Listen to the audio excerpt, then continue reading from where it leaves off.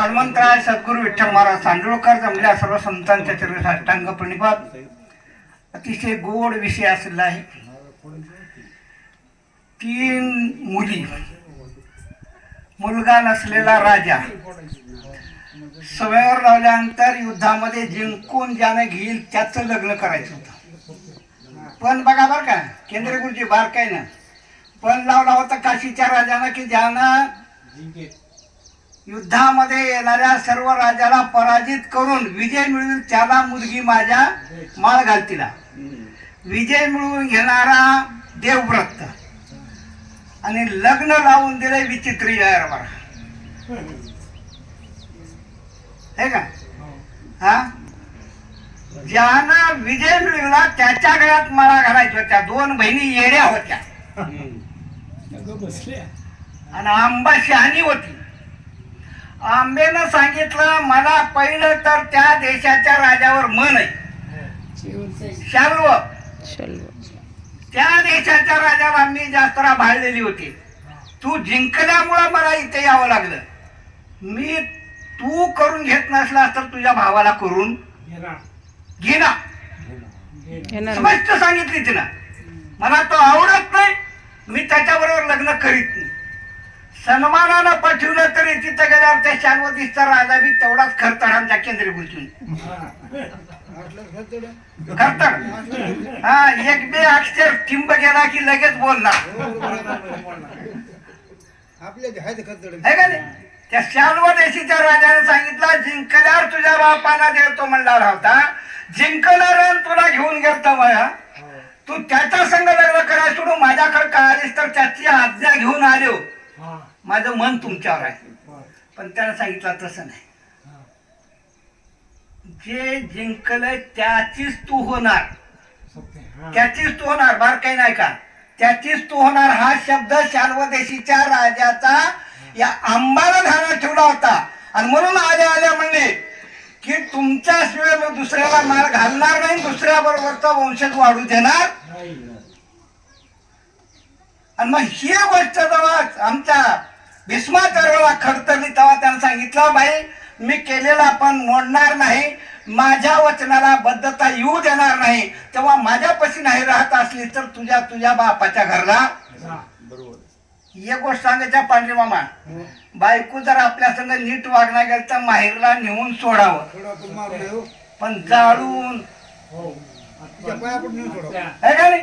हे शिकवलं आम्हाला. भारत हे भारत जे असताना पांडव प्रताप मापाला शिकवलंय. त्यानं सांगितलं आंबेला जा तुझ्या माहेरला. तिला म्हणली एकदा जिंकून आणल्यानंतर माहेरला जाणं हे मुलीचं जास्त कर्तव्य आहे. म्हणून आपण करा सोडवण संसार बंधन. आणि म्हणून बद्रिकाश्रमाला गेली, तपश्चर्या केली, परशुरामाला प्रसन्न करून घेतली. आणि त्या परशुरामाची पुढी कथा कसा काही वर्तली ते ऐकूया. करुणिया साष्टांग नमन नगरात आली भृगुनंदन.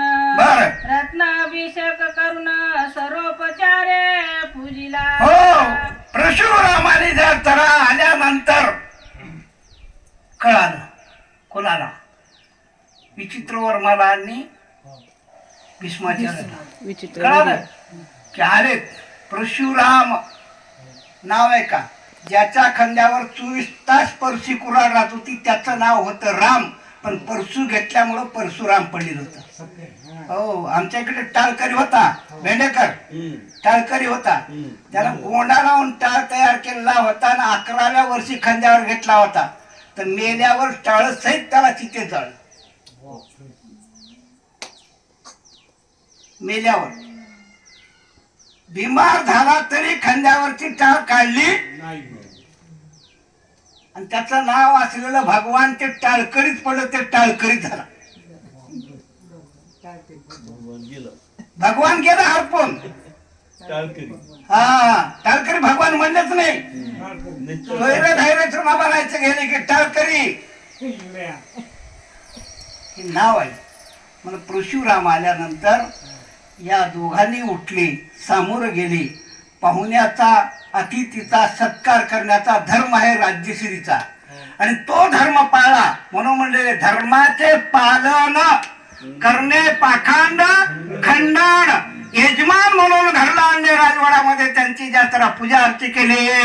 मंग म्हणे परशुधरा ईश्वरी तू सत्वर भीष्म बोले जोडून करा सर्व स्त्रिया माझ्या माता. हो बघा आमच्या या कलियुगामध्ये शिकण्याकरता असलेला हा विषय हे का सातपुते महाराज. हा परशुरामानं सांगितलं जगविख्यात असलेला रणयोद्धा जगविख्यात असलेला ज्ञान पंडित अशा परशुरामानं सांगितलं ऐक जिनं तपश्चर्या करून मला प्रसन्न करून घेतली आणि तिची मी या स्तरात वकालत घेऊन आलोय तिची तरफदारी करायला आलोय. माझ्या म्हणण्याप्रमाणे का होत नाही हिचा अंगीकार कर. नेमानं ढळे धीरधारे नेमानं ढळे निर्धारे भीष्माचार्यानं सांगितलं केलेला पण दिलेला शब्द आणि करीत असलेलं कर्म अजिबात तडा जाऊ देणार. हे शब्द ऐकले परशुरामाने काय करतात ऐकूया. प्रमकोपला जमदाग्नी मोडोनी माझ्या आज्ञा वचन मजसी करी उदकंदन किंवा लग्न लावी. हो जमदाग्नी रागा रुद्र. अरे मामा सगळ्यात जर इस्तू जास्त भडकायचा जर असला तर कस करावं ते वार घालावं लागते. या भीष्माचार्याच्या बोलण्याच्या वाऱ्यानं जमदाग्नीचा क्रोध भडकला आणि भडकलेल्या रागामध्ये म्हणले भीष्म तू जर विद्यार्थी असेल तू जर परमशौर्य अस्त्रा म्हणत असेल तर माझ्या बरोबर युद्ध कर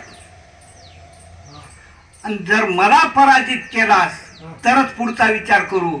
अन्यथा जर पराजित नाही करणं होत असेल तर या अन्यथा अंगीकार कर. काय बोलता ऐकूया. भीष्म बोले धरुणी चरण मी आवश्यक युद्ध करीन मंग सिद्ध करुनी दोन चंदन नगरा बाहेर पातले.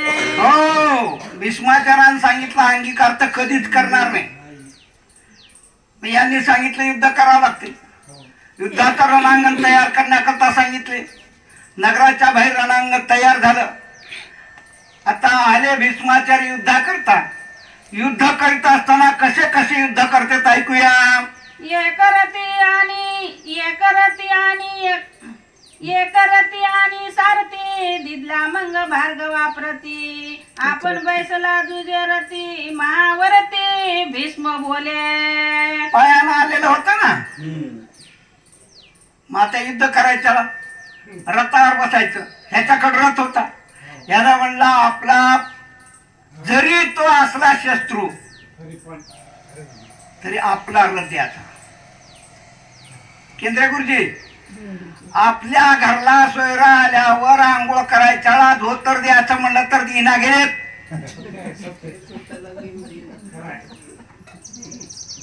गुरुजी होते ना काही असो पण धोतर द्यायला तयार नाही. ते धोतर फिडून ठेवून ते चड्डीच्या जरा काढून आंघोळ करून घालावं लागलं. हे शिकायचा धर्मनीती. मला हे सांगायचंय की धर्मनीती शिकण्याकरता हा एक ग्रंथ आहे. यांनी विचार केला की आपल्या विरुद्ध करणारा जरी असला तर त्याला पैदल करू द्यायचं नाही म्हणून रथ तयार केला. रथ सजवला घोडे लावले वागदोर दिले आणि मग त्यांच्याकडे पाठविला. या रथावर उभा टाकून माझ्यावर युद्ध करायला तयार व्हा. म्हणे स्वामीनी टाकाव्या बाण तो भार्गव चाप वडून दोन शर सोडून भुजा दोन्ही भेदिल्या. बघा उभा टाकले समोरासमोर युद्धाला. त्यावेळेस यांनी सांगितलं राजे युद्धाला तयारी झाली. पहिले युद्ध करायचं म्हणजे रणसिंग फुकल्याशिवाय युद्ध होत नव्हतं. हो द्वापार युगामध्ये शंख वाजल्याशिवाय युद्धाला सुरुवात होत. आता आमच्या देशावर कव्वा कोण रातरच्या घालीन. आता शपथविधीच रातरच्या होऊन आलं तर युद्ध रातरच्या का होणार. हा हे का नाही नीतीचं होतं युद्ध. नीतीचा युद्ध असल्यामुळे यांनी सांगितलं मी युद्धाला सज्ज आहे. आपल्या धनुष्यावरचे बाण सोडा. बाण लावले मायबाप, कमानीवर तीर लावला, धनुष्याची कानडी ओढली आणि दोन्ही भुजा छाटल्या गेल्या. काय होत ऐकूया. भीष्म उतरून या रथा खालता, भीष्म उतरून या रथा खालता, गुरु चरणी ठेविला माता. वा. म्हणे माझ्या क्षत्रियाचे बाण आता केवी साई विप्रवर्या. हो बघा, बोल बोलता वाटे सोपे. आणि पुढचं कशाला म्हणू बघू. हा है का. दोन्ही भुजा गेल्यानंतर, हात गेल्यानंतर उतरले आणि गुरु म्हणून गुरुवर बाण टाकला नाही. गुरुला चालवायला भुजा गेल्या दोन्ही. आणि गुरुच्या बाणाने हाताचं छेदन झाल्यानंतर उतरून दंडवत घातला. घालीन लोटांगण वंदीनं आणि डोळ्यानं पाहिन. डोळे भरून पाहिले आणि सांगितले क्षत्रियाचा रणांगणातला बाणा माझा आता जासरा चालणार नाही. गुरुवर्य महाराज तुम्ही लक्ष देऊन ऐका. पुढती रथावरी बैसुना युद्ध करी गंगानंदन, पाच बाणी संपूर्ण शरीर भेदिले भार्गवाचे. हो पुन्हा रथावर बसला. आता कसं सोडले असतील बाण केंद्र गुरुजी, कसे सोडले असतील. मागे मी बघितलं होतं युट्यूबला, ज्या लेकराला दोन्ही हात नव्हते, पाय सुद्धा बरोबर नव्हते, पण पायात पेन धरून सने 12वी पास झालं, ती बी 98% मार्क घेऊन आणि आज अधिकारी म्हणून नोकरीला लागलेले.